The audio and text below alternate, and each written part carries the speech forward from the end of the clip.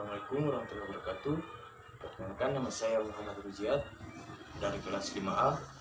Di sini saya akan menjelaskan materi yang diberikan oleh Pak Ardiansa pada hari ini. Pelaporan terintegrasi hingga saat ini masih disusun secara sukarela sehingga masih sangat sedikit perusahaan yang bersedia menerapkannya dengan menggunakan data sekunder yang diperoleh dari laporan keuangan tahun dari 20 badan usaha milik negara tahun 2012 sampai 2018. 140 poll observasi. Peneliti ini bertujuan untuk memprediksi pengaruh indikator kesehatan, keuangan, dan karakteristik perusahaan terkait ukuran, umur, dan jenis perusahaan atau industri pada luas lingkup pengungkapan pelaporan terintegrasi BUMN yang terdaftar di Bursa Efek Indonesia atau BI. Analisis yang dilakukan pada penelitian ini meliputi analisis statistik, deskriptif, analisis, dan analisis inferensial. Ini memberikan bukti empiris bahwa indikator kesehatan keuangan dan ukuran perusahaan berpengaruh negatif terhadap luas pengungkapan pelaporan terintegrasi. Variabel umur dan jenis perusahaan atau industri tidak berpengaruh terhadap luas pengungkapan pelaporan terintegrasi.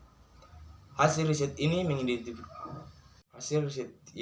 mengindikasikan bahwa sejalan dengan teori penyialan, semakin rendah tingkat kesehatan keuangan dan semakin kecil ukuran perusahaan, maka perusahaan akan semakin meningkatkan cakupan pengungkapan dalam pelaporan terintegrasi dengan tujuan untuk meningkatkan nilai perusahaan. Pertemuan iklan pengantar konsep pelaporan keuangan telah berkembang secara dinamis. Dalam 20 tahun terakhir, perkembangannya dianggap lebih cepat dibandingkan dengan dampak langsungnya terhadap pemangku kepentingan, lingkungan sosial, bahkan lingkungan global. Perkembangan laporan tidak hanya terfokus pada kinerja keuangan, tetapi juga pada penyampaian informasi non-keuangan.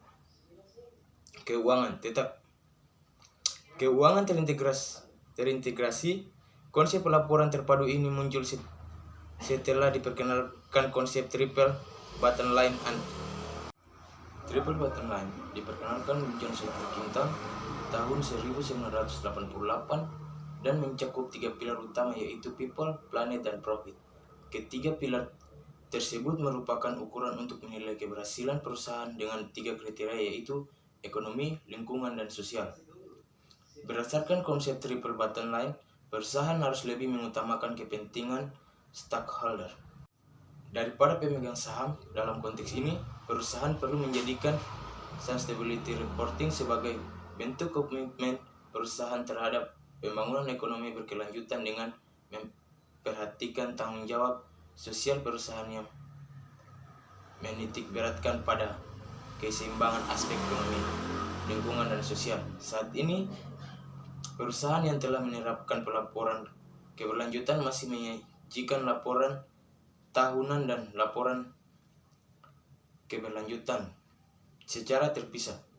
Di satu sisi, laporan tahunan yang merupakan bagian daripada laporan keuangan hanya berfokus pada penyediaan informasi tentang angka dan indikator keuangan perusahaan.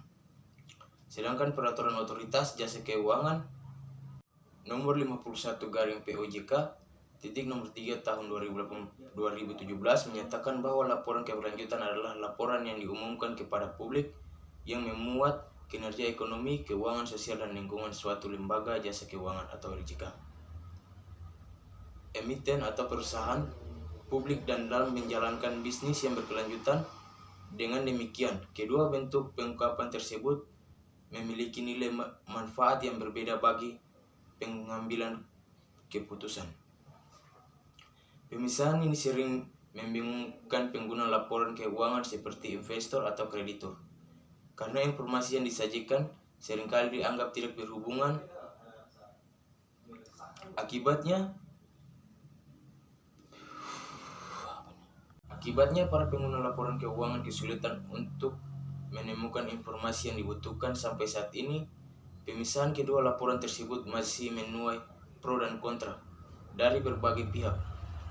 Oleh karena itu, diterapkan integrasi ke dalam proses pelaporan keuangan, memberikan informasi mengenai keberlanjutan perusahaan dan kinerja keuangan secara integrasi agar lebih informatif, mudah dan mudah dipahami. PricewaterhouseCoopers menjelaskan bahwa melalui pelaporan terintegrasi, informasi akuntansi diharapkan lebih berkualitas digunakan oleh pihak. PricewaterhouseCoopers menjelaskan bahwa melalui pelaporan terintegrasi, informasi akuntansi diharapkan lebih berkualitas ketika digunakan oleh pihak yang berkepentingan. Sebagai contoh, ketika investor berusaha mengambil keputusan dalam menentukan alokasi modal, pelaporan terintegrasi sangat penting dalam mendukung kejelasan kandungan informasi, baik informasi keuangan maupun non-keuangan. Sampai saat ini pelaporan terintegrasi masih dilakukan secara sukarela dan sangat sedikit perusahaan yang menerapkannya. Alasan kurangnya praktik pengungkapan integrated reporting diungkapkan oleh Sukhari De Villers yang menyatakan bahwa HI saat ini belum diwajibkan dalam hukum manapun di seluruh dunia. Namun, IR sering diadopsi sebagai bagian dari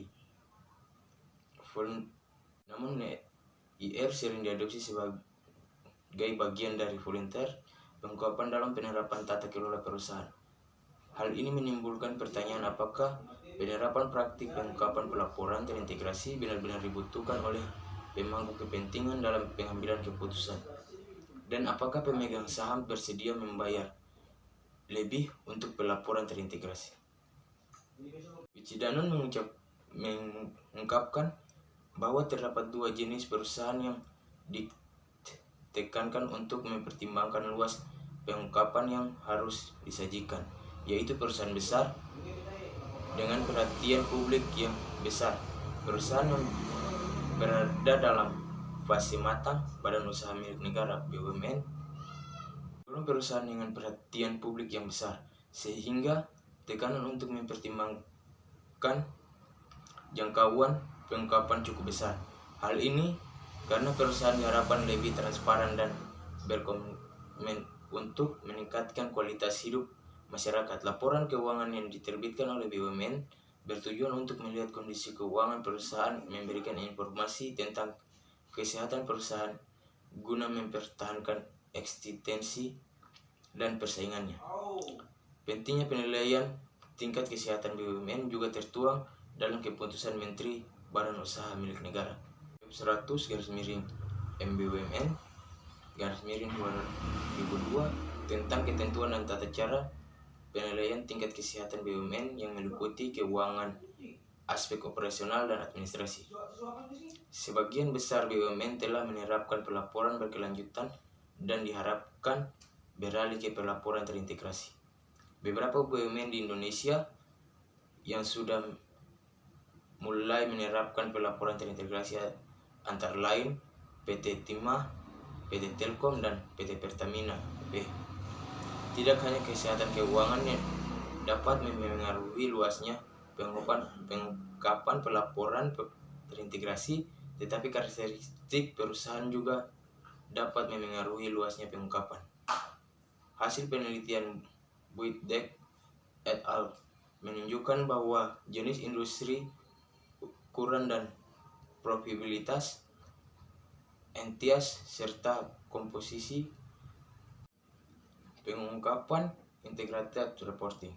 Penelitian oleh Buitdek et al.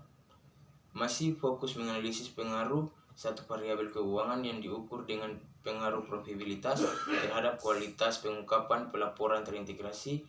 Oleh karena itu, peneliti ini melakukan analisis lebih lanjut mengenai pengaruh kinerja keuangan yang menunjukkan tingkat kesehatan perusahaan secara keseluruhan.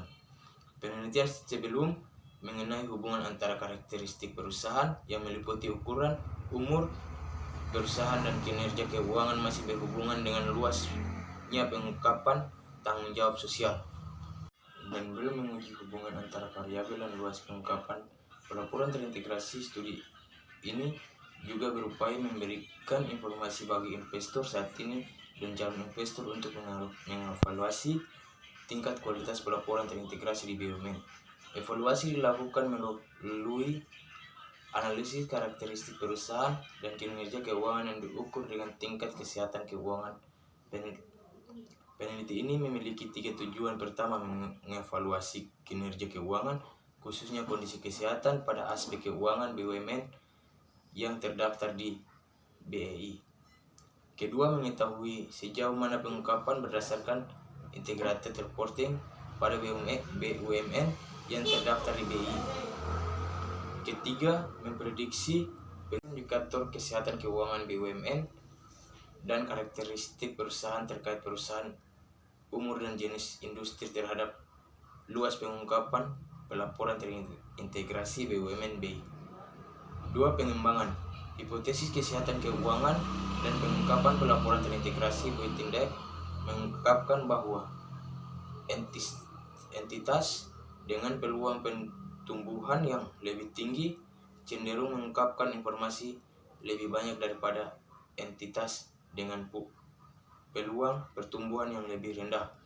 Hal ini dikarenakan entitas dengan pertumbuhan yang lebih baik tentunya memiliki kinerja keuangan yang lebih baik pula.